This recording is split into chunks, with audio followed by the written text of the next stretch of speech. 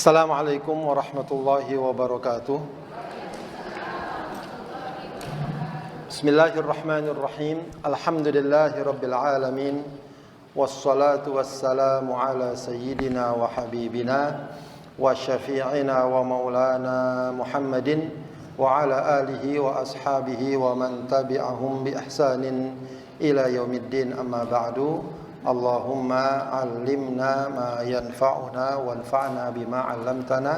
Allahumma inna nas'aluka ilman nafi'a wa rizqan thayyiba wa amalan mutaqabbala. Amin ya rabbal alamin. Ibu-ibu sekalian yang dimuliakan Allah Subhanahu wa taala, alhamdulillah pada pagi hari ini Allah kumpulkan kita dalam majlis ilmu ini. Mudah-mudahan perkumpulan kita diberkahi dan diridhai Allah Subhanahu wa taala. Amin ya rabbal alamin. Baik, Ibu sekalian, seperti biasa kita awali pengajian kita dengan melancarkan doa-doa kita. Allahumma inni abduka ibnu abdika ibnu amatika nasiyati biyadik madin fiyya hukmuk adlun fiyya qada'uk as'aluka bikulli ismin huwa laka sammaita bihi nafsak aw anzaltahu fi kitabik aw 'allamtahu ahadan min khalqik aw ista'tharta bihi fi 'ilmil ghaibi 'indak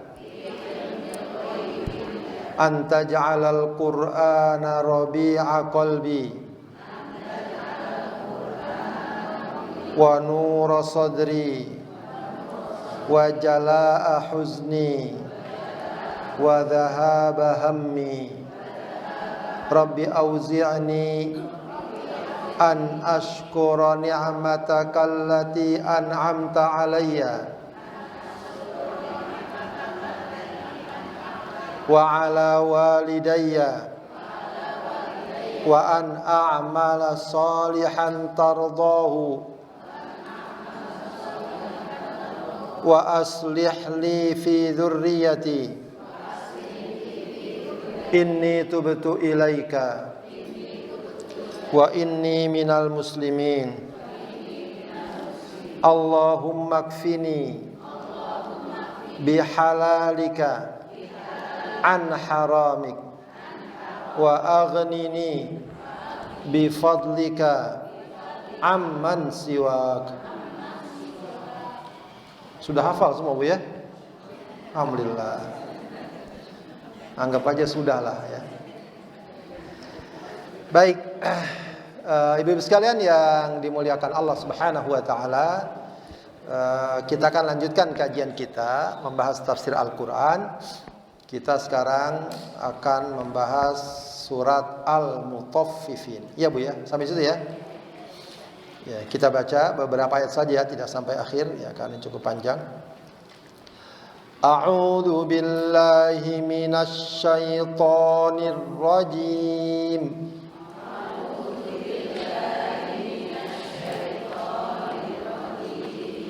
Bismillahirrahmanirrahim.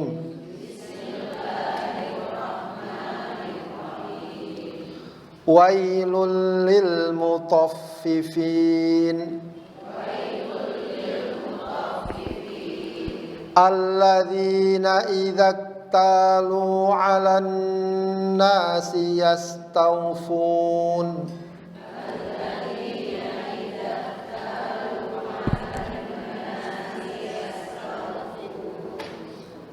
wa idza kaluhum aw wazanuhum yukhsirun.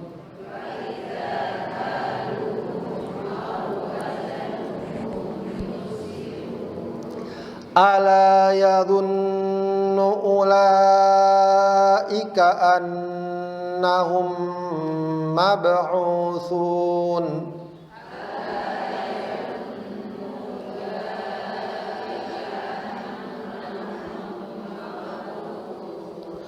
liyaumin 'azim yauma yaqumun nasu lirabbil alamin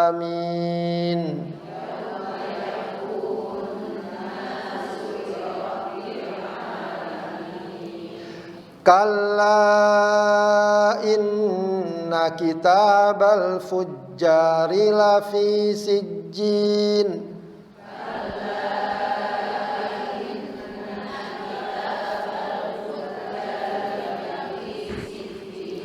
wa ma adraka ma sijjin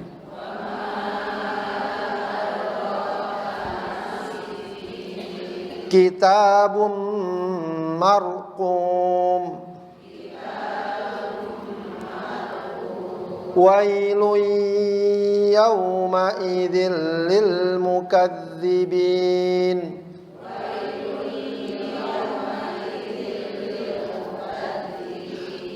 alladzina yukadzibuna biyaumiddin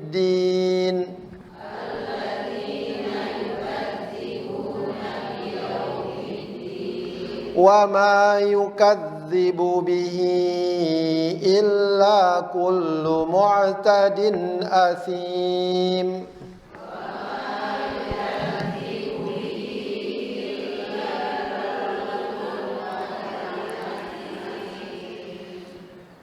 Baik, sampai situ dulu. Baik, Ibu sekalian, kita akan membahas satu surat ya yang disebut dengan surat Al-Mutaffifin ya. Surat Al-Mutaffifin. Ya. Surat ini sebenarnya juga tetap berbicara tentang keimanan pada hari akhir ya. Cuma yang agak membedakan surat ini adalah ya dia dikaitkan dengan sebuah sikap akhlak, attitude ya, khususnya dalam masalah jual beli ya. Jadi ini untuk mengingatkan kita bahwa beriman kepada hari kiamat itu bukan cuma sekedar oh saya beriman pada hari kiamat, tidak ya, tapi bagaimana perkara ini memberikan pengaruh atau pelajaran ya, atau sikap kita dalam kehidupan sehari-hari ya, agar jangan sampai ya di satu sisi kita mengatakan saya beriman kok pada hari kiamat, tapi perbuatan kita seperti orang yang nggak beriman dengan hari kiamat ya, sebab sebagaimana sudah sering kita bahas, hari kiamat adalah hari pembalasan di mana setiap perbuatan di dunia akan dibalas, yang baik dengan kebaikan, yang buruk dengan keburukan. Nah mestinya kan ya di dunia setiap orang akan berusaha untuk berbuat baik, meninggalkan keburukan. Dan perbuatan baik ya itu juga mencakup terkait hubungan kita kepada Allah dan manusia. Keburukan juga begitu. Ya, karenanya mestinya selaras antara keimanan kita dengan sikap keseharian kita. Nah, di sini juga Allah ingin menyinggung masalah ini. Allah Subhanahu wa taala berfirman, "Wailul lil mukadzibin." Ya. Wail ya, kata wailun ini dapat diartikan dua ya. Pertama, dia adalah kata yang berarti kecaman, celaka, begitu ya. Ada juga yang kemudian mengartikan bahwa wail adalah salah satu nama neraka ya, di akhirat nanti nama neraka. Ya, neraka wail. Intinya adalah menggambarkan dan menunjukkan ya kecaman, kebinasaan bagi siapa? Bagi yang akan Allah sebutkan. Wailun ay kalimatu adzabin awadin fi jahannam. Ya, begitu Sahibul Jalalain ya, pengarang kitab Jalalain mengatakan wail ada kalimat adzab ya, kalimat yang menunjukkan akan datangnya azab, awadin fi jahannam atau sebuah lembah di neraka jahannam. Bagi siapa? Lil mutaffifin. Ya, lil mutaffifin. Ya, biasanya kita dengan sederhana mengartikan mutaffifin orang yang curang. Ya, orang yang curang. Ya, tapi penjelasannya ada di sini. Ya, ini yang kemarin kita katakan apa? Tafsir yang paling kuat itu tafsir apa, Bu? Yang bagaimana caranya? Tafsir Al-Quran dengan Al-Quran juga. Ya. Apabila ada Al-Quran, ayat Al-Quran, lalu dijelaskan lagi oleh ayat yang lain, maka itu tafsir yang paling kuat. Di antaranya adalah ayat seperti ini. Ya. Siapakah al-mutaffifin? Allah jelaskan di ayat berikutnya. Alladzina idza talu 'alan nasi yastawfun wa idza kaluhum aw wazanuhum yukhsirun. Itu lebih khusus lagi ya. Jadi kalau mutaffifin ini maknanya diartikan maknanya curang, itu untuk perkara apa saja? Apa saja. Ya, orang berbuat kecurangan, ya, melanggar aturan, melanggar amanah, ya, melanggar kesepakatan, ya, curang. Hanya karena pengen keuntungan, pengen ini, pengen itu dan seterusnya. Ya, itu semua masuk dalam ancaman Allah, wail lil mutaffifin. Tapi ada yang lebih khusus lagi di sini disebutkan dalam Al-Qur'an, alladzina idza talu 'alan nasi yastawfun. Alladzina idza talu 'ala ayminan nas, ya, yaitu mereka yang apabila, ya, menerima takaran, ya, dari mereka, ya, maksudnya adalah dia membeli, ya, sesuatu. Ya kan biasanya ditakar tuh atau ditimbang. Ya. Maka sikap mereka apa? Yastaufun. Mereka benar-benar minta dipenuhi. Ya, jangan sampai dikurangi. Beli beras, ya, 5 kilo, 5 liter. Ya, sedikit aja kelihatan kurang, mereka protes, kurang tuh, Bang. Ya, kurang 5 butir. Ya, tahu lagi kurang 5 butir. Ya.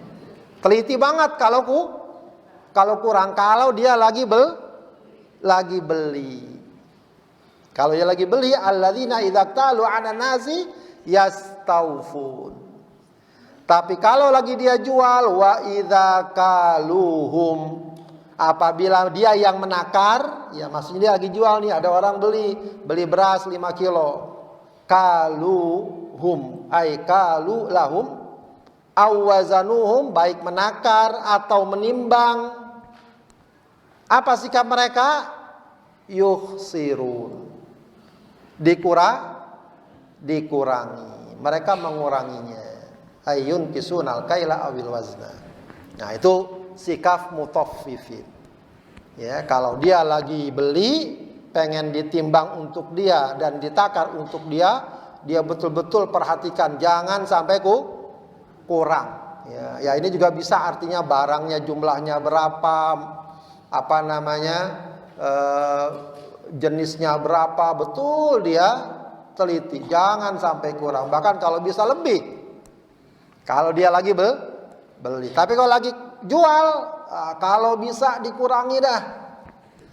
Ya, jumlahnya kayak, bentuknya kayak, ya, kalau sekarang itu banyak speknya dikurangi.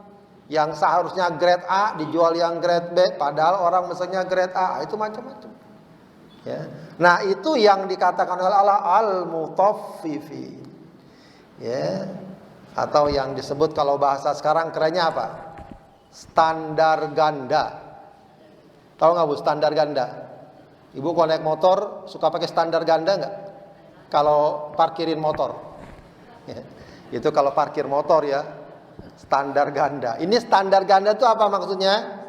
Ya, kalau untuk kepentingan diri, dia bicaranya, oh kamu udah jualan harus profesional, harus jujur. Tapi kalau untuk orang lain dia nggak terapkan, ya, prinsip tersebut.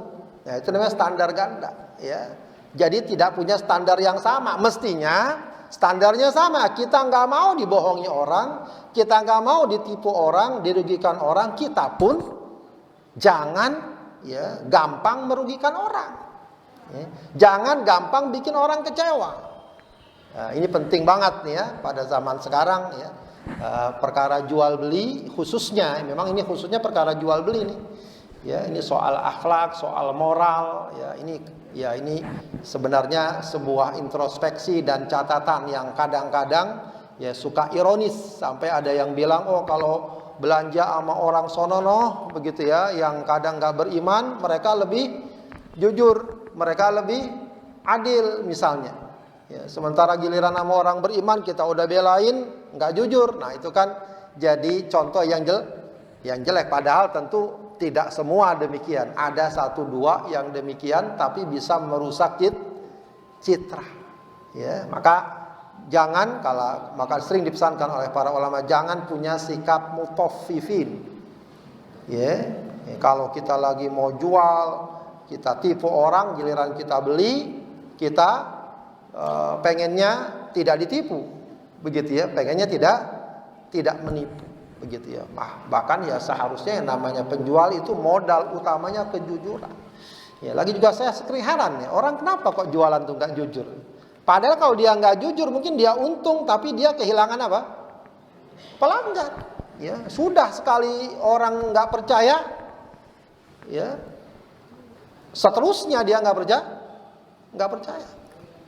Ya, saya pernah nganterin istri ke pasar, ada tukang lele, beli lele di situ, nggak mau, katanya. Dulu pernah beli di situ busuk, katanya. Oh, itu nggak beli terus, padahal bisa jadi itu cuma sekali, tapi susah orang mengembalikan kepercayaan.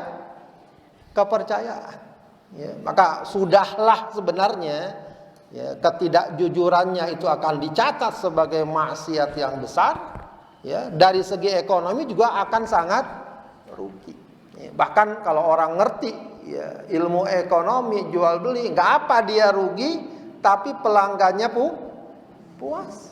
Bisa jadi suatu kali dia rugi, nggak apa-apa deh. Yang penting pelanggan nggak rugi. Insya Allah dia akan balik lagi. Sebenarnya sederhana kan teorinya. Ya, tapi banyak orang yang ya begitulah. Ya, kadang-kadang tawaran, godaan untuk mendapatkan keuntungan tapi dengan cara tidak jujur itu ya kadang sering sangat kuat ya. Bahkan kalau mengikat atau mengikuti ajaran Rasulullah semestinya bahkan lebih ya, kata Rasul dalam satu hadis, rahimallahu mura'an samhan idza ba'a wa samhan idza ishtara ya. Semoga Allah merahmati seseorang yang gampang kalau menjual dan gampang membeli. Ya, jadi ada penjual, ada pembeli datang pada kita nawar, ya ini kalau dihitung-hitung kalau kita jual untungnya dikit banget, ya tapi mungkin kita lihat nih orangnya tidak berkecukupan, ya udah nggak apa-apa, itu namanya samhan, gampang, ya nggak mau mentang-mentang nih harganya mesti segini, padahal dijual harga lebih murah dia masih untung, tapi dia pasang harga tinggi, ya, dan seterusnya. Itu akibatnya apa? Pembeli jadi berat dan seterusnya. Ya, samhan. Atau misalnya ada orang beli kepada kita, ya kita kasih dah hadiah tambahan. Belinya sekilo, 5 kilo, kita tambahlah sedikit. Ya kalau zaman dulu memang dikenal tuh orang-orang tua tuh kalau beli jual beras, ya ditambah lagi seraup tuh buat memastikan sebagai hadiah atau apa gitu ya.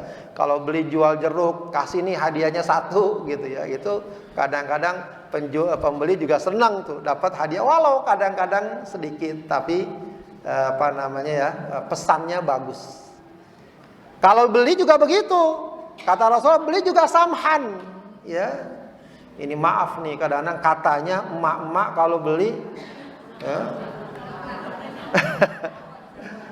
Kalau 500 perak aja jadi masalah katanya. Wah, itu mahal. Padahal mahal cuma 500 perak tuh. Ya. Mama masih bela 500 kan tiap hari jadi berapa ntar kalau dihitung. Ya.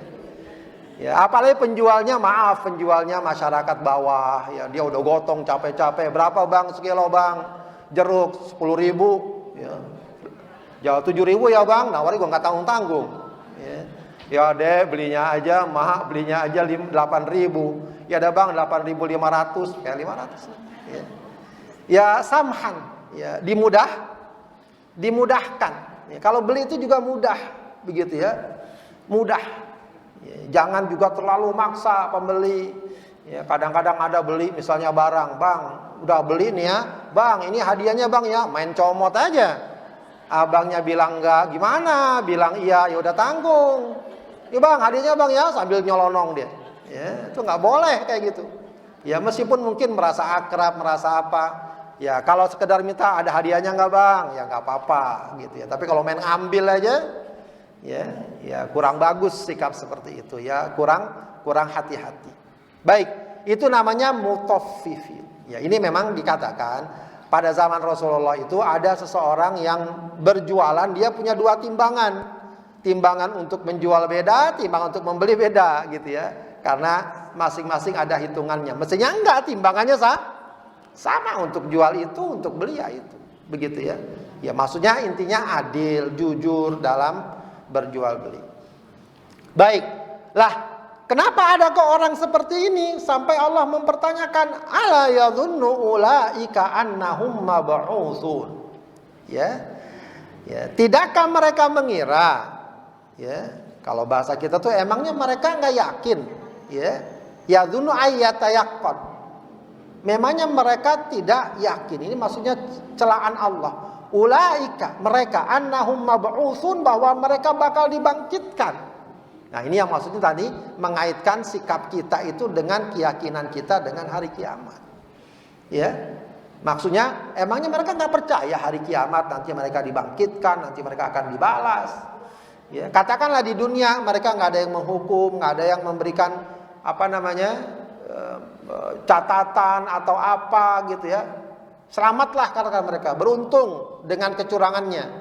Ya, tapi kata Allah, ala yadhunnu ulaika annahum mab'utsun. Ya, mereka bakal dibangkitkan liyaumin 'adzim, pada hari yang sangat agung, hari yang sangat besar. Yaitu tentu hari kiamat. Ya. Ini juga jelaskan apa yaumin 'adzim yang dimaksud di sini. Allah jelaskan lagi tuh tafsirnya di bawah. Yauma yaqumun nasu lirabbil alamin. Yauma yaqumun nasu lirabbil alamin. Ya. Pada hari yaqumun nas. Ya, dari sinilah kemudian nama hari kiamat dikatakan hari kiamat. Gitu ya. Ya, jadi ada kemarin ya. Kadang-kadang ada orang suka ngomong penafsiran semau-maunya. Ya, dia bilang apa? Salah itu kalau hari kiamat semua dihancurkan, semua akan musnah, gitu ya. Dia bilang begitu. Ya, kiamat itu artinya bangkit. Harusnya hari kiamat itu megah atau apa, tidak ada kehancuran. Ya, orang kalau sekarang itu enak-enak saja ngomongnya, semau sepikirnya dia. Betul yakum, hari kiamat itu dikata-kata kiamah, bangkit. Tapi maksudnya apa? Dibangkitkan dari kuburnya. Tapi bahwa hari kiamat didahului oleh kehancuran alam, itu sudah nyata. Ya, kemarin sudah kita baca tuh ayatnya surat At-Takwir, surat Al-Infitor dan sebelumnya tentang kehancuran alam. Jadi prosesnya udah jelas, alam dihancurkan, manusia semua dibangkitkan, 40 tahun kemudian ditiup lagi sangkakala, kemudian ya, dibangkitkan dari kuburnya. Nah ini yang Allah jelaskan. Yauma yaqumun nas ay min kuburihim. Hari yang agung itu adalah hari di mana manusia dibangkitkan lalu mereka berdiri. Ya, maka qoma yaqumu qiyaman, berdiri. Ya, jadi dikatakan demikian. Kenapa hari kiamat dikatakan hari kiamat? Ada dua maknanya. Qiyam artinya bangkit dari kuburnya dan berdiri di hadapan. Jadi di hari kiamat nanti di padang mahsyar nggak ada orang yang duduk-duduk, selonjoran, tiduran, tuh nggak ada. Semua orang berdiri. Gambarannya apa? Memang gambarannya sesuatu yang besar. Ini hari besar, hari yang sangat menegangkan dan seterusnya. Maka semua orang berdiri di mana? Li Rabbil alamin. Ya, di hadapan Allah Subhanahu wa taala Rabbul alamin. Ya. Nah, artinya Allah ingin mengatakan kok mereka bisa berbuat curang seperti itu. Kan nanti ada hari kiamat, semuanya dibangkitkan, semuanya akan dibalas oleh Allah. Harusnya mereka mikir, ya saya untung sekarang berbuat curang, tapi apa artinya nanti akan mendapatkan ya hisab dan balasan Allah atas kecurangan saya. Begitu ya. Jadi ini saja sudah cukup sebenarnya bagi seorang untuk ya mengendalikan dirinya, untuk menjaga dirinya. Keimanan kita itu sebenarnya Allah tetapkan agar kita mampu menjaga diri. Ya, jangan gampang berbuat semau kita, melanggar hukum, melanggar aturan. Ya, makanya sering saya katakan iman itu satu akar kata dengan apa? Aman. Satu akar kata dengan apa? Amanah. Itu sama tuh akar katanya. Ya. Karena kalau orang imannya benar akan aman. Ya. Kenapa? Karena amanahnya dijaga. Baik. Kemudian Allah katakan kalla inna kitabal fujjari lafi sijjin. Kalla. Ya, kalla ini tadi ya, dulu kita bilang ucapan-ucapan yang memberikan peringatan. Ya, dia biasanya membantah keyakinan perbuatan-perbuatan sebelumnya. Ya, perbuatan tadi kecurangan atau mengingkari hari kiamat. Ya, untuk memastikan perkara yang akan Allah tetapkan. Di antaranya apa Allah katakan? Inna kitabal fujjar. Sesungguhnya kitab catatan al-fujjar. Ya, al-fujjar jamak dari apa, Bu? Fajir. Apa fajir? Ya. Fajir itu orang durhaka. Ya, jamaknya fujjar. Ya, jadi jangan asal main-main aja. Wah, di Al-Qur'an bagus nih namanya nih fujjar. Ya. Artinya durhaka. Ya, tanya-tanya dulu kalau ngasih nama. Jangan mentang-mentang ada di Al-Qur'an main namain aja. Ya. Kalla inna kitabal fujjar. Ya, tahuilah sungguhnya catatan. Kitab di sini apa? Catatan. Ya. Bagi orang-orang yang durhaka. Ai kitab a'malil kufar. Catatan bagi orang kafir. Lafi sijjin. Itu terdapat dalam sijjin. Ya, jadi nama ini sijjin. Apa sijjin itu? Dalam beberapa penafsiran di sini disebutkan qila, ada yang mengatakan huwa kitabun jami'un li amali syayatin wal kafarah. Ya, jadi ini istilah nama catatan yang khusus bagi orang-orang, bagi setan dan orang-orang kafir. Jadi kalau catatan buat orang-orang kafir tidak beriman namanya sijjin. Tapi ada juga yang mengatakan sijjin adalah ya makanun asfalal ardis sabiah. Ya. Tempat di paling dasar bumi di lapisan yang ketujuh. Paling dasar sekali yang lapisan ketujuh itu namanya sijjin. Wa huwa mahallu iblis wa junuduh. Itu adalah tempat ya persembunyian iblis dan bala tentaranya. Ya, lapisan bumi paling dasar yang ketujuh. Itu sijjin. Yaitu tentu semua menggambarkan bagaimana catatan-catatan orang kafir, para setan, ahli maksiat itu adalah catatan yang sangat rendah. Wa ma adraka ma sijjin. Tahu enggak kamu kitab sijjin itu apa? Kitabum marqum.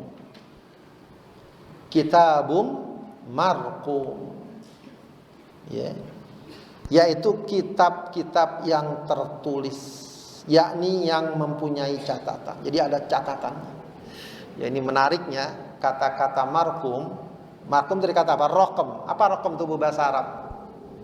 Hah? Raqam itu bahasa Arab apa? Nomor. Ya, jadi kalau dalam bahasa Arab itu ya alat-alat yang sekarang disebut alat-alat digital ya, yang membuat seseorang gampang menyimpan data itu disebut alatun raqmiyah ya, alat-alat digital. Ya, sehingga sekarang data-data yang sebanyak apapun tidak lagi disimpan di lemari yang banyak begitu ya. Cukup di alat yang kecil sudah menyimpan ratusan bahkan ribuan kitab. Itu manusia yang buat. Ya. Bagaimana kalau Allah yang buat, yang tentu kapasitasnya jauh lebih besar. Ya, jadi istilah digital itu sejak dulu udah dikenal, gitu ya. Meskipun kita mungkin baru mengenalnya sekarang, begitu. Maksudnya adalah yang ingin kita katakan bahwa catatan itu semuanya sudah ada, sudah tersimpan, tidak hilang. Ya, maka sering saya katakan zaman sekarang saja. Ya, kita ini sudah bisa melihat, menyaksikan bagaimana sebuah catatan yang banyak ternyata bisa disimpan di alat yang kecil. Ya, di HP kayak gini saja sekarang bisa nyimpen. Ya, maktabah perpustakaan yang besar. Ya, makanya sekarang udah agak malas juga tuh beli kitab-kitab yang banyak. Kalau dulu kalau orang belajar ilmu-ilmu Islam, ilmu syariat, Ya, itu bisa beli kitab yang besar-besar tuh bisa 20 jilid, 30 jilid. Ya, punya 10 aja kitab kayak gitu, kamar udah penuh. Ya.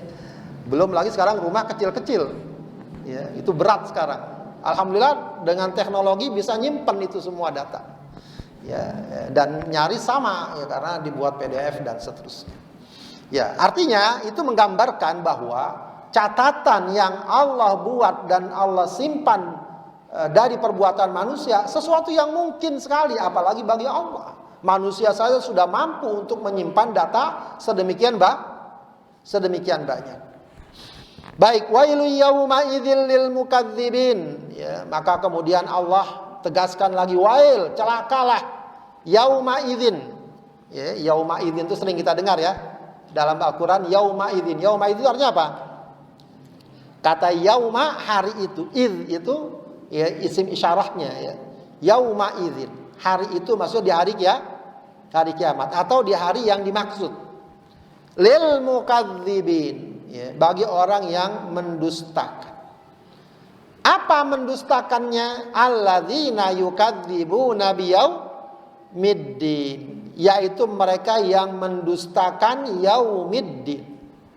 Ya. Ya, ad-din dalam ayat ini apa artinya, Bu? Hari pembalasan. Ad-din artinya pembalasan. Ya, umumnya kata-kata ad-din dalam Al-Quran artinya pembalasan. Kecuali beberapa ayat ya yang memang diartikan maksudnya agama. Inna dina indallahil Islam.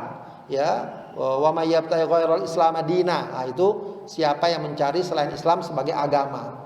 Tapi yang lain-lainnya seperti dalam surat apa? Al-Fatihah, Maliki yaumiddin, ara'aital ladzi yukadzibu biddin. Apa artinya? Pembalasan. Maksudnya hari kiamat. Maka kata Allah, celaka orang yang ya, mendustakan yaumiddin, agama. Mendustakan pembala biyaumiddin. Alladzina yukadzibuna biyaumiddin, yang mendustakan hari pembalasan ya. Jadi tadi hari kiamat disebut yaumul qiyamah. Kenapa disebut yaumul qiyamah? Karena manusia dibangkitkan. Disebut juga yaumul jaza. Kenapa disebut yaumul jaza? Karena itu hari pembalasan. Disebut juga yaumul hisab, karena semua manusia akan dihisab. Jadi ada istilah-istilahnya untuk hari kiamat itu. Wa ma yukadzibu bihi illa kullu mu'tadin athim. Ya, wa ma yukadzibu bihi, dan tidaklah ada orang mendustakannya. Mendustakan apa maksudnya? Mendustakan apa? Hari pembalasan. Illa kullu mu'tadin athim, kecuali dia orang yang melampaui batas. Ya, athim dan ya, pendosa besar, pendosa ya, ahli dosa lah ya. Athim itu orang yang sangat banyak berbuat dosa. Artinya, Ibu sekalian, ya, sebenarnya hari kiamat ini untuk memahami dan meyakininya sederhana, gampang, ringan, dan mudah orang tahu. Seharusnya setiap orang paham. Artinya kalau ada orang mengingkari hari kiamat, itu tak lebih karena dia udah melampaui batas. Kalau orang kita sekarang udah kebangetan, udah dikasih dalilnya, ayatnya, ya, argumentasinya, masih juga nggak percaya di kiamat. Itu kebangetan, ya. Terlalu kalau kata Oma Irama, ya. Bangetan banget, ya. Nah itu dikatakan kullu mu'tadin athim.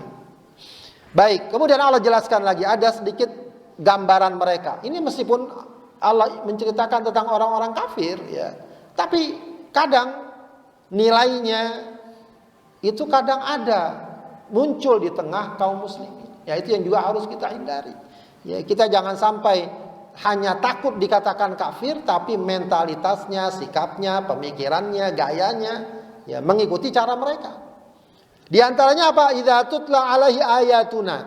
Idza tutla, apabila dibacakan alaihi kepadanya ayatuna, ayat-ayat kami. Apa maksudnya Al-Qur'an? Dibacakan Al-Qur'an pada mereka. Apa jawab mereka? Qala asatirul awwalin. Mereka bilang apa? Asatirul awwalin. Di sini dikatakan al-hikayat allati sutirat qadiman, ya, jam'u usturah. Ya. Jadi ya kalau bahasa kita dongeng orang dulu. Ya. Al-Quran dianggap dongeng orang dulu, hikayat, dongeng, gitu ya. Ya kalau apa itu pengantar tidur segala macam. Itu komentar mereka ketika dibacakan Al-Quran.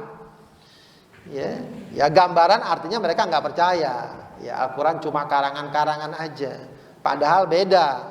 Dongeng memang ada dongeng, cerita sebelum tidur, macam tuh kalau kita kecil dulu ya.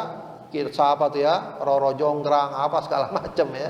Itu semua dongeng, nggak terjadi. Ya Malin Kundang. Terjadi nggak tuh Malin Kundang? Ini orang Padang. Ada nggak Malin Kundang? Ada. Jadi batu beneran. Ya, itu dongeng saja. Ya mungkin ada kasusnya ada, tapi jadi batunya masa dibatu. Begitu ya. Al-Quran tidak. Al-Quran meskipun di sana ada kaum yang dibalikkan, kaum yang dilanda banjir, itu semua adalah kenyataan. Itu bukan dongeng. Al-Quran adalah hak, ya, benar. Maka Allah katakan lagi kallabal rona. Ini cara bacanya ada apa? Namanya sakta. Jadi sakta itu apa? Berhenti sejenak tanpa napas ya. Bacanya kallabal rona. Ya, biasa itu ada alasan-alasan masing-masing. Ya, beda-beda alasannya. Ya, kalau di sini dikatakan kenapa berhenti? Ya. Kenapa berhenti? Katanya untuk memperjelas antara bal dan rona. Ya, sebab kalau disambung kallabar rona ala qulubihim, seakan-akan maknanya ada baron di hati mereka. Itu enggak ya.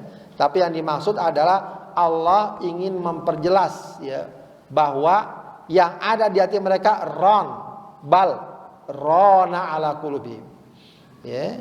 Sekali-kali tidak yang demikian itu ya. Kenapa terjadi sikap seperti itu? Ya. Rona ala qulubihim ya, yang ada terjadi adalah adanya ron ya, yaitu noda ya, yang mendominasi ay ghalaba ala qulubihim faghasyiha ya. Jadi noda maksiat, kemungkaran itu yang sedikit tambah lama tambah banyak menutupi hati ya. Menutupi hati ya. Makanu yaksibun ya. Sehingga apa? Ya. Menutupi mereka dari apa yang telah mereka perbuat berupa maksiat ya.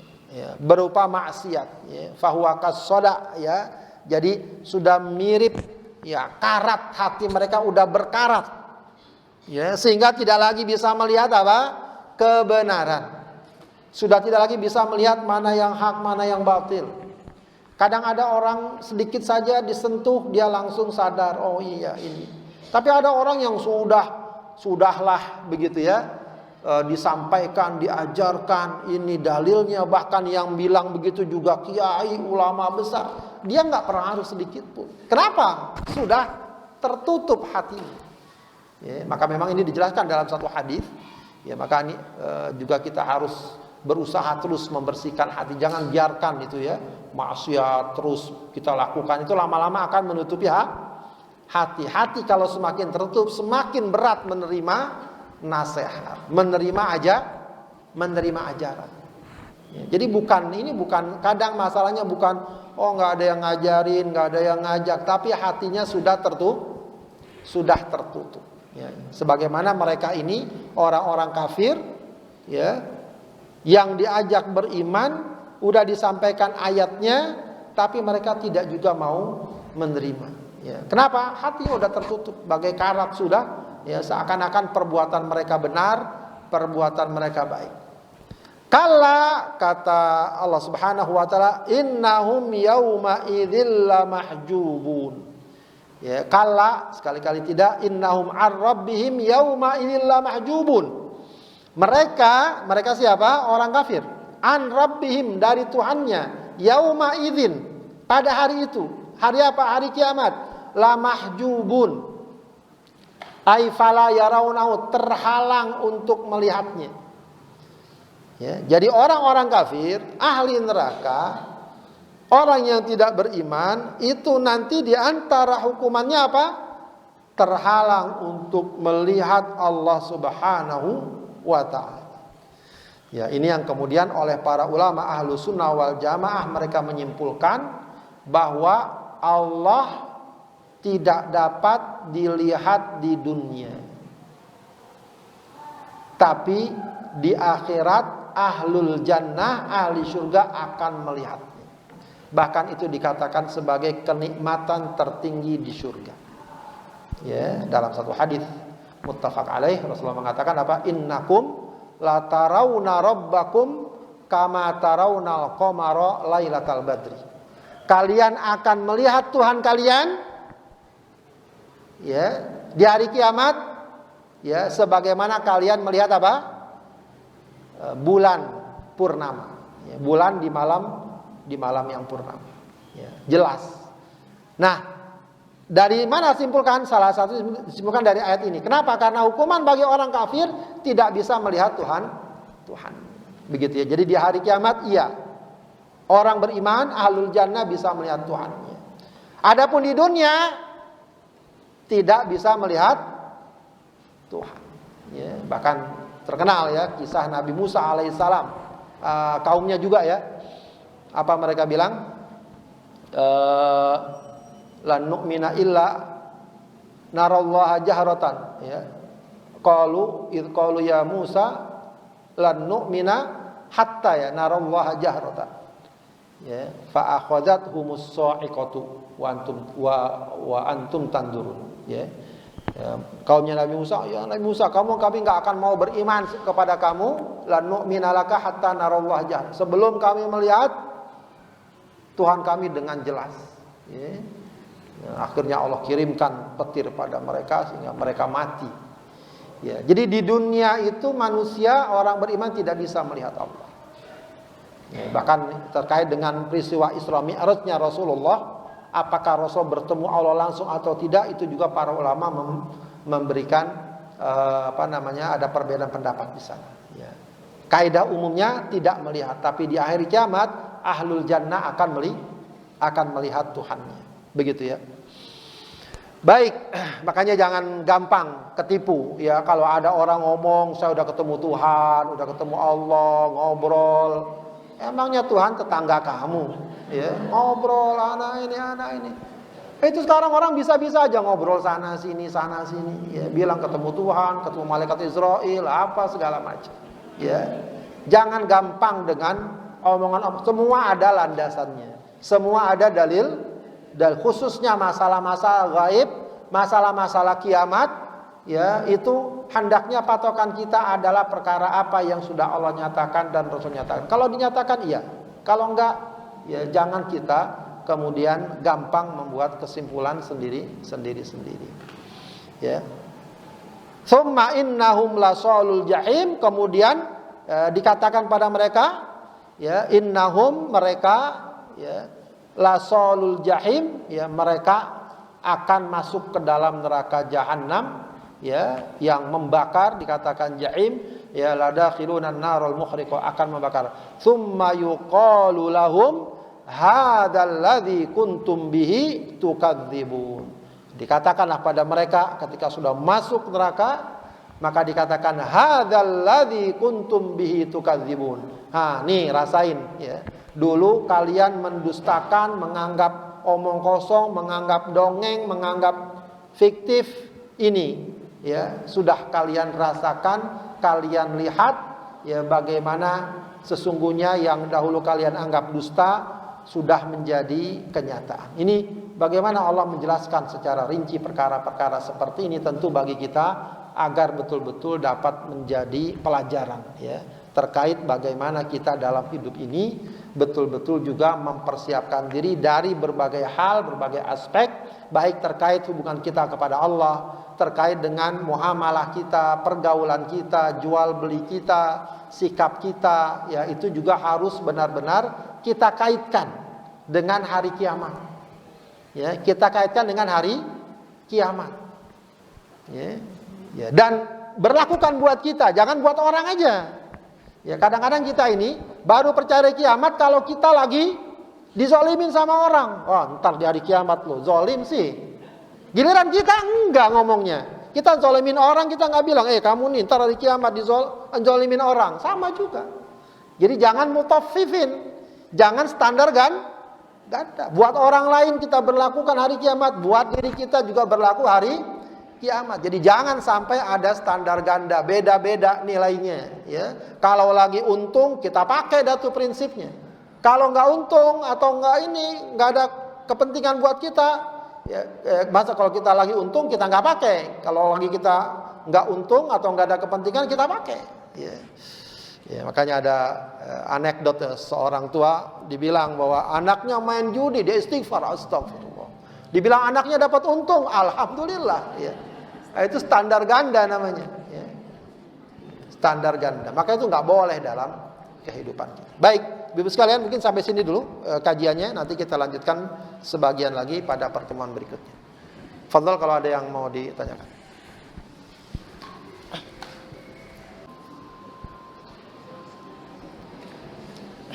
Silakan. Oh ya. Ya Ibu, kalau memang agak sungkan bertanya langsung boleh ditulis. Kalau kita membeli barang dengan cara cicilan bagaimana? Beli barang cara cicilan boleh, jual maupun beli boleh. Cuma dua hal yang penting. Cicilannya mengandung riba atau tidak. Gimana mengandung riba? Hah? Cicilan mengandung riba gimana? Baik. Jangan mengatakan kalau dijual cash 10.000, dijual cara cicilan 20.000, jangan bilang itu riba. Itu tidak riba. Paham nggak? HP ini saya jual cash 1 juta, utang 2 juta. Riba nggak? Tidak riba. Paham nggak? Itu nggak riba. Ya. Lalu ribanya gimana? Kamu beli nih. Barang yang saya jual berapa? 5 juta. Cicil setiap bulan 500.000. Berapa berarti? Setahun ya. Setahun. Baik. Kalau kamu terlambat, kamu harus bayar tambahannya. Itu baru riba. Itu baru riba. Jadi intinya cicilan nggak apa-apa. Asal yang penting disepakati. Berapa harganya? Harganya 10 juta dengan cicil setiap bulannya 1 juta. Udah clear. Boleh. Ya, boleh. Ya, cuma ya jangan apa-apa dicicil, pancil lah dicicil. Ya, nggak usah nyicil yang kayak gitu. Ya jadi berat. Ya, ya. Kecuali memang ada satu barang yang sangat kita mendesak untuk beli. Ya, segera sekarang kita mendesak, uang cash nggak ada, kita bisa cicil, kita bisa utang. Kalau mendesak ya, jangan gampang. Ya, utang itu jangan terlalu gampang. Ya, memang kita kadang-kadang nggak bisa lepas dari utang. Ya, tapi jangan hal-hal yang sepele-sepele kita utang. Ya, beli jilbab aja pakai utang, nggak usah. Ya, pakai aja dulu yang ada. Ya, ntar kalau ada duitnya baru beli. Ya, jadi yang masih bisa diatasi, nggak perlu kita nyicil. Oh, saya butuh banget nih motor. Ya, nggak ada uangnya kalau cash, nggak apa-apa cicil. Dan tahu juga nggak harus baru, bisa cari yang bekas, yang lebih murah. Kalau memang kita ada yang bisa cash lebih murah, itu lebih baik. Baik, bila kita membeli emas dengan sistem cicilan emas untuk persiapan sekolah anak bagaimana? Ya beda kalau memang emas. Ya memang ini ada sih pendapat sekarang, ya pendapat fatwa dari memang Dewan Syariah Nasional. Dewan Syariah suatu sebuah lembaga, ya skalanya nasional, ya memang dianggap sebagai lembaga yang menjadi representasi bagi masalah-masalah hukum terkait muamalah. Itu di bawah Majelis Ulama Indonesia. Ada buku fatwanya banyak besar kayak gini. Ya, memang fatwa mereka fatwa yang terbaru ya mengatakan bahwa cicil emas boleh. Cicil emas itu boleh. Kenapa? Emas dianggap komoditi seperti kita cicil HP, cicil motor dan lain sebagainya. Tapi kalau kita baca kitab-kitab dasar, kitab-kitab kuning, umumnya para ulama mengatakan cicil emas nggak boleh. Ya, jadi wallahu alam. Kalau saya pakai babnya bab hati-hati, sebaiknya nggak usah cicil emas, beli saja. Toh sekarang beli emas pun nggak harus 1 gram kan? Bisa nggak beli emas 0,5 gram? Segedenya kayak gimana tuh, segini ya Bu ya? Kelihatan segini. Tapi ada barangnya, ada nggak? Udah beli aja, ya, beli saja. Ya. Oh saya cuma punya 100 ribu. 100 ribu sekarang 0, berapa tuh? Ya pokoknya segitu dah. Ya. Dapat. Ya. Jadi lebih hati-hati, jangan mencicil Mas. Lebih hati-hati. Ya.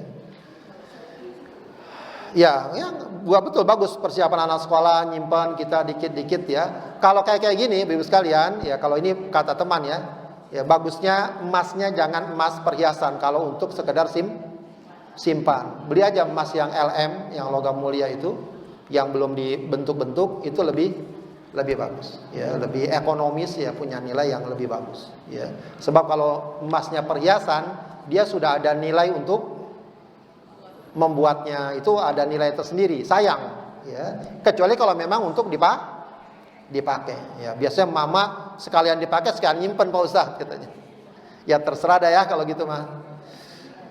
Bagaimana dengan asuransi pendidikan? Ya juga begitu.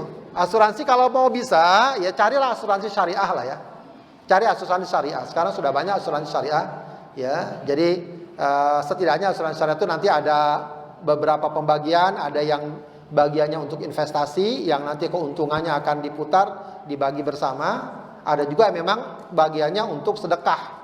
Jadi kita udah niatkan tuh sebagian dari premi yang kita bayar adalah sedekah. Ya, itu nanti akan diatur sedemikian rupa agar klausulnya memenuhi kriteria syariah. Ya, kriteria syariah. Ya, jadi kita dapat insya Allah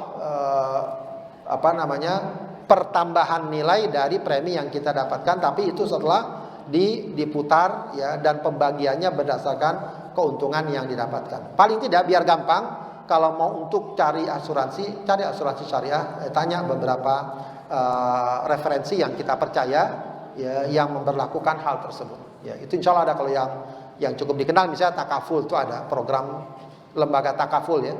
Kalau nggak salah kayak lembaga beberapa bank-bank syariah juga ada menerapkan sistem asuransi syariah. Begitu ya. Wallahu a'lam. Silakan buat yang bertanya. Gak apa-apa, langsung silakan. Silakan.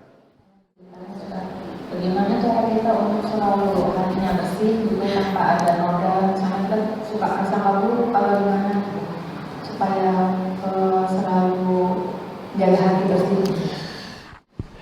Baik, ya ini memang perkara yang berat ya. Jadi dalam satu riwayat Rasulullah ketika ngumpul sama sahabat, dia mengatakan ya sayatikum rajulun min ahlil jannah. Nanti nih akan datang nih orang ahli surga. Sahabat nunggu-nunggu, masya Allah, udah dibilang ahli surga sama Rasulullah. Tiba-tiba datang orang, ya sahabat juga orang tua, enggak tapi dikenal. Bahkan dalam hadis itu enggak disebut siapa namanya. Ya kelihatan dari bekas dia berwudu, dia sholat segala macam. Besoknya Rasulullah bilang akan datang nanti ahlul jannah. Ternyata orang tadi lagi sampai 3 kali. Ya, lalu ada seorang sahabat Abdullah bin Amr bin As penasaran. Ini orang kenapa sampai dibilang ahli surga? Dia lalu ke rumahnya. Dia pora-pora main, pora-pora nginep dengan 1-2 alasan. Pengen dia lihat ini orang sampai dibilang ahli surga sama Rasulullah, rahasianya apa? Semalam 2 malam.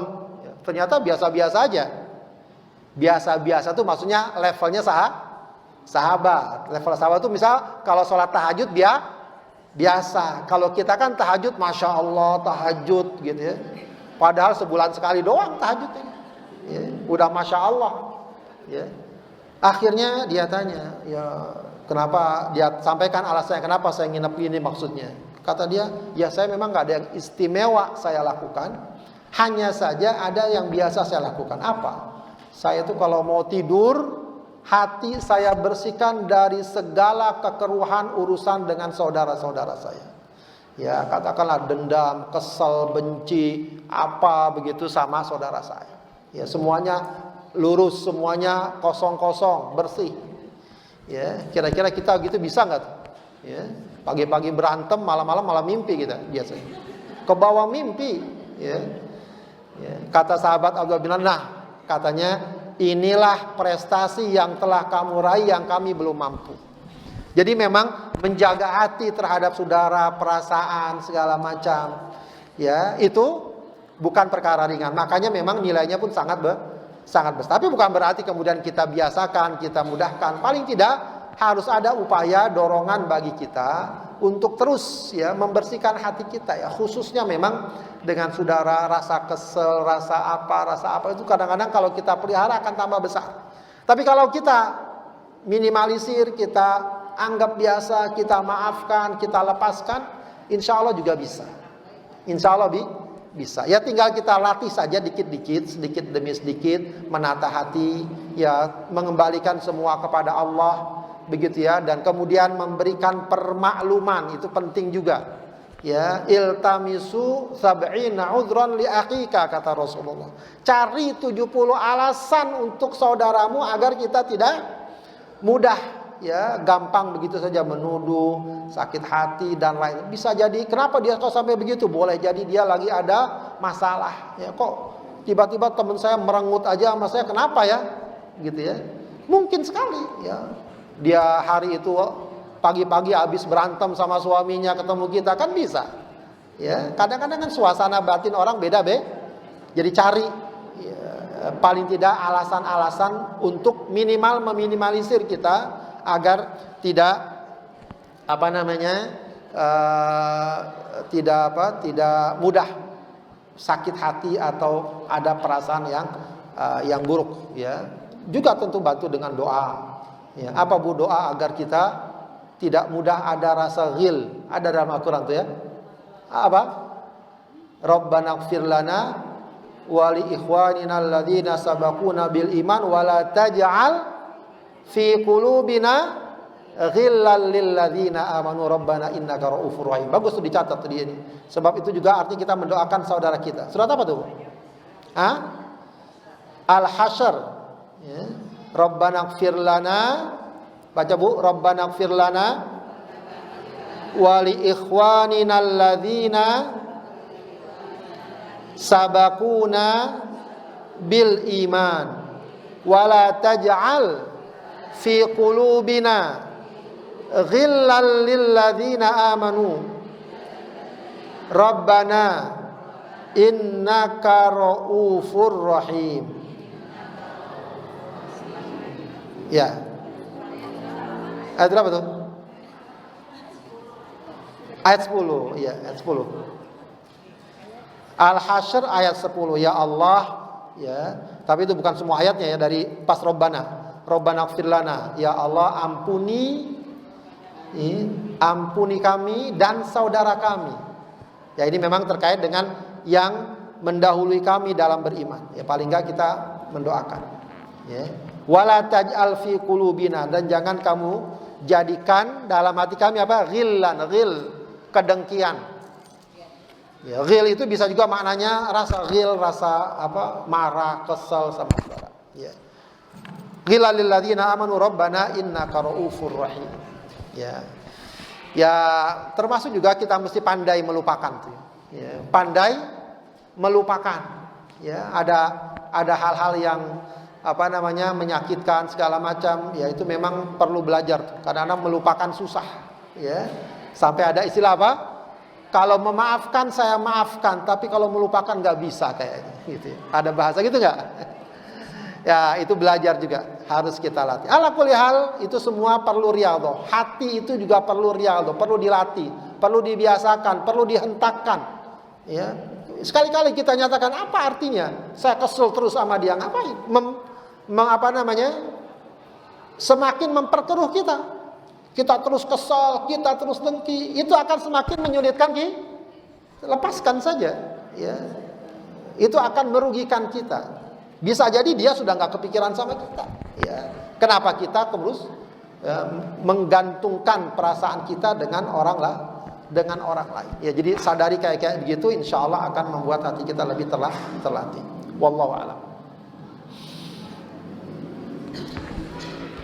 Baik, sudah? Baik. Silakan, ada satu.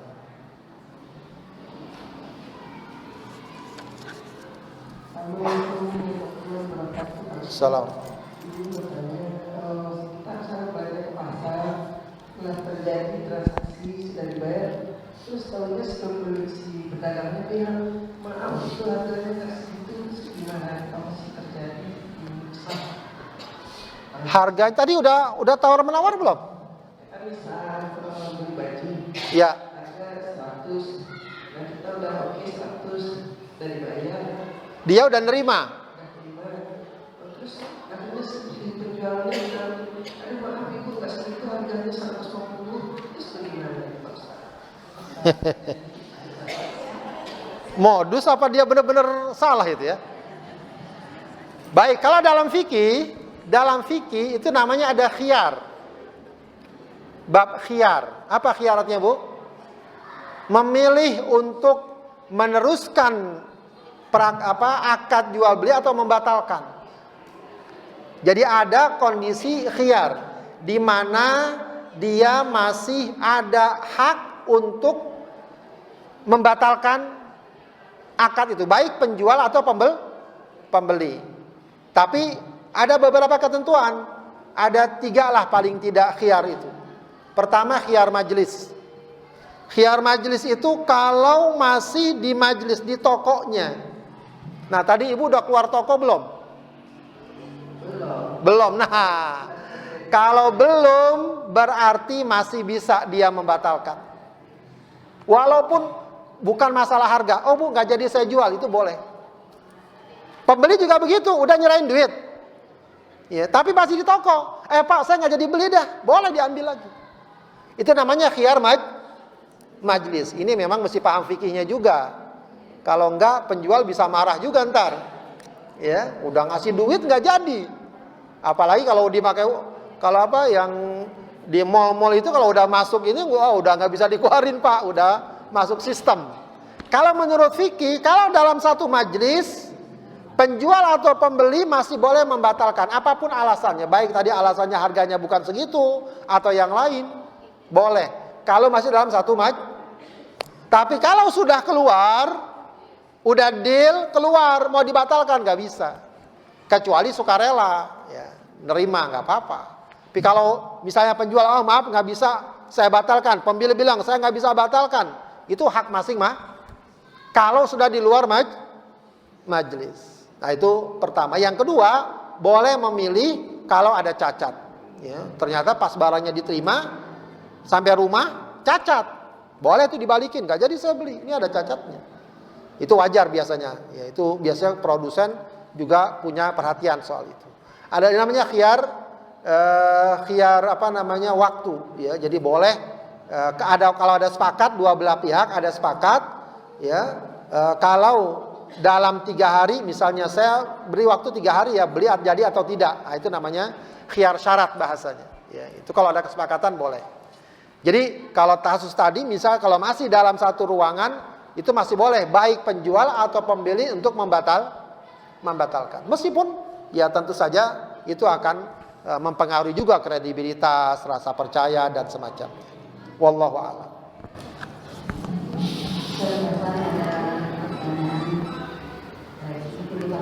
Ya. Pertama, jika ada tim pemandu jenazah, saat nanti ada yang wafat, terus pemandu jenazah ditanya apa yang harus kami siapkan, terus apa yang harus kami bayarkan. Lalu tim pemandu jenazah itu menyatakan tidak ada yang perlu dibayarkan atau diberikan sama sekali. Jadi mereka lalu melakukan kifayahnya. Setelah beberapa hari selesai pemakaman, tiba-tiba tim pemandu jenazah itu bilang bahwa maaf kalau ganti kain kafannya, kain kafan. Nah itu bagaimana? Terus pertanyaan kedua terus yang kedua soal pernah memaafkan. Bagaimana jika bolehkah kita memaafkan pemimpin yang zalim yang sampai saat terjadi tidurnya dan itu pemimpin tersebut masih tetap bersikap zalim dan belum menyelesaikan masalah kezalimannya. Terus yang ketiga, jika soal pembeli lagi, jika sudah ada pembeli sudah deal tapi melalui WhatsApp, sekarang kan kebanyakan di WhatsApp ya. Nah, begitu selesai deal, sepakat tinggal ambil. Artinya harusnya diantar, biasanya diantar, dikirim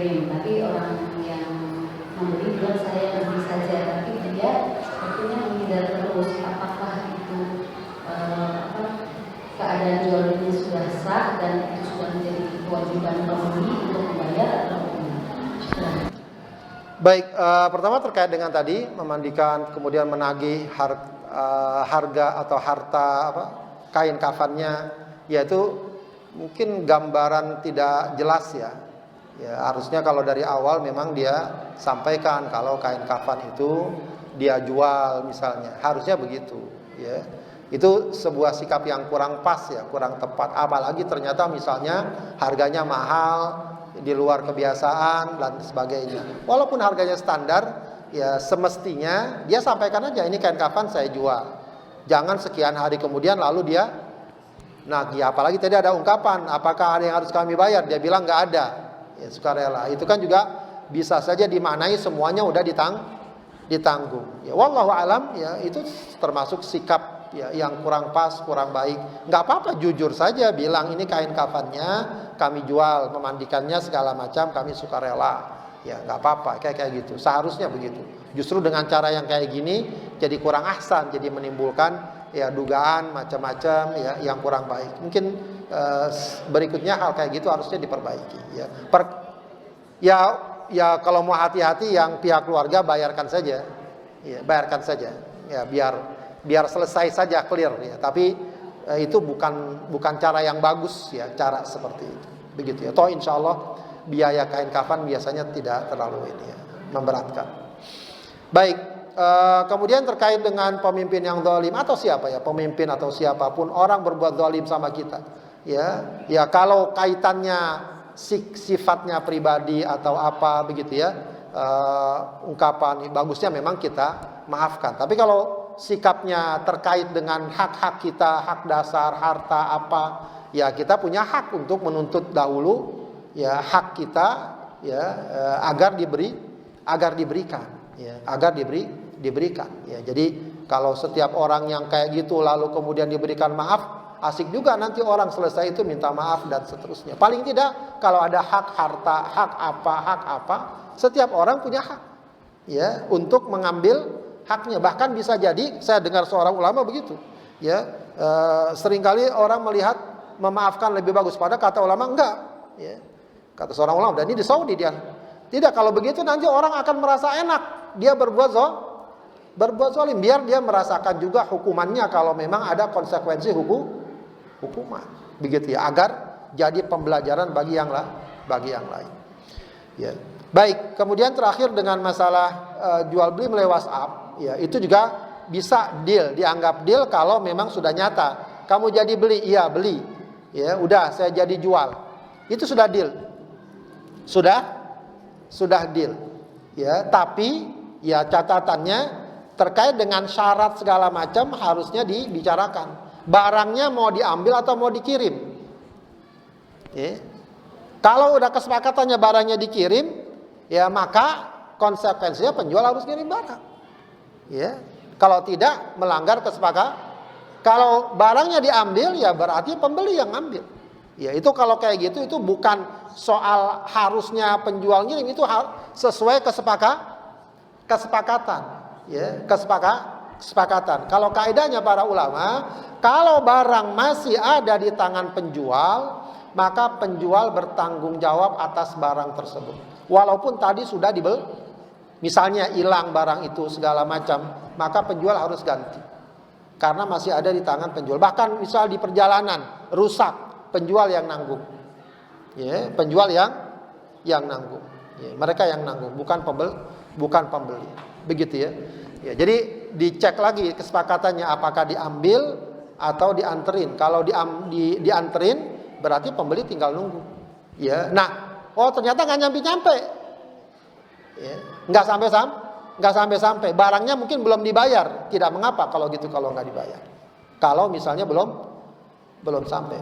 Barangnya udah dibayar. Nah, itu berarti tanggung jawab penjual. Ya, wallahu a'lam. Baik, Ibu sekalian, saya kira sudah cukup ya, sudah cukup siang. Kita tutup dengan khatmul Quran. Allahumma arhamna bil Quran waj'alhu lana imaman wa nura wa hudan wa rahmah. Allahumma dzakkirna minhu ma nasina wa 'allimna minhu ma jahilna warzuqna tilawatahu ana al-laili wa atrafan nahar waj'alhu lana hujjatan ya rabbal alamin. Amin. Kita tutup dengan mohon pada Allah Subhanahu wa taala keberkahan dan kemudahan, dijauhkan dari segala fitnah, anak-anak kita dijadikan sebagai anak-anak yang soleh dan solehah. Dan kita khususkan juga doa kita kepada pahlawan kita mujahid yang kemarin kita dengar beritanya ya gugur di tangan Zionis ya Israel ya Ismail Haniyah ya. Beliau kita tahu bersama adalah orang-orang yang dan para mujahid yang lainnya, orang-orang yang selama ini sangat ya, dikenal ya jihadnya, perjuangannya, kepeduliannya. Orang-orang soleh, masya Allah, ahlul Quran, hafiz Quran, ya. Ya, dan alhamdulillah kemarin juga saya sempat bertemu dengan beliau waktu perjalanan ke Turki dan ke Qatar. Masya Allah, memang orangnya kalau kita lihat tuh orang yang langsung memberikan pengaruh ya, keimanan yang sangat kuat. Ya, karena selain dari keimanannya, kesabarannya, ya kita tanya bagaimana keluarga yang meninggal, dia bilang alhamdulillah sabar segala macam. Ya, jadi memang luar biasa, ya, jauh di atas rata-rata kita. Udah berjuang, udah hafal Quran, sudah ditinggal oleh keluarganya. Dan dia kemudian ya, akhirnya syahid insyaallah di jalan Allah Subhanahu wa taala. Kita doakan ya, paling tidak itu yang bisa kita lakukan. Dan juga untuk saudara-saudara kita di Palestina, ya semoga Allah angkat deritanya, semoga Allah berikan kesabaran bagi mereka dan Allah berikan kemenangan mereka atas kaum Zionis Israel. Astaghfirullahaladzim, astaghfirullahaladzim, astaghfirullahaladzim. Hamdan yuwafi ni'amahu wa yukafi'u mazidah ya Rabbana wa ilahana lakal hamdu wa lakas syukru kama yanbaghi li jalali wajhika wa 'azimi sultanik. Allahumma salli ala sayyidina Muhammad wa ala ali sayyidina Muhammad. Rabbana taqabbal minna innaka antas samiul alim wa tub alaina innaka antat tawwabur rahim. Allahumma ya muqallibal qulub tsabbit qulubana ala dinik. Allahumma ya muqallibal qulub tsabbit qulubana ala ta'atik. Allahumma inna nas'alukal huda wat tuqa wal afafa wal ghina.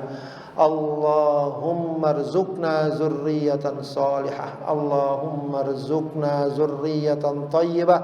Allahumma rzuqna zurriyatan salihah ya rabbal alamin. Rabbana hab lana min azwajina wa dhurriyyatina qurrata a'yun waj'alna lil muttaqina imama. Allahumma ansur ikhwanana al-muslimina fi Filistin. Allahumma ansur ikhwanana al-muslimina fi Gaza. Allahumma afriq alaihim sabra wa thabbit aqdamahum. Allahumma ighfir li Syekh Ismail Haniyah. Allahumma ighfir lahu warhamhu wa'afihi wa'fu anhu. Allahumma arhamil mujahidin. Allahumma ighfir lil mujahidin. Allahumma ighfir lil mujahidin syuhada ya rabbal alamin. Allahumma ighfir lahum warhamhum wa'afihim wa'fu anhum wa akrim nuzulahum wa wasi' madkhalahum ya rabbal alamin. Allahumma taqabbalhum minasy syuhada ya aziz ya rahman ya dzal jalali wal ikram ya hayyu ya qayyum.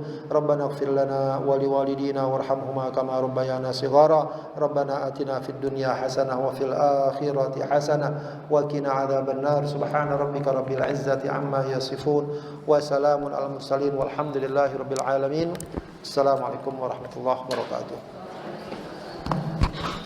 Subhanakallahumma wa bihamdika asyhadu an la ilaha illa anta astaghfiruka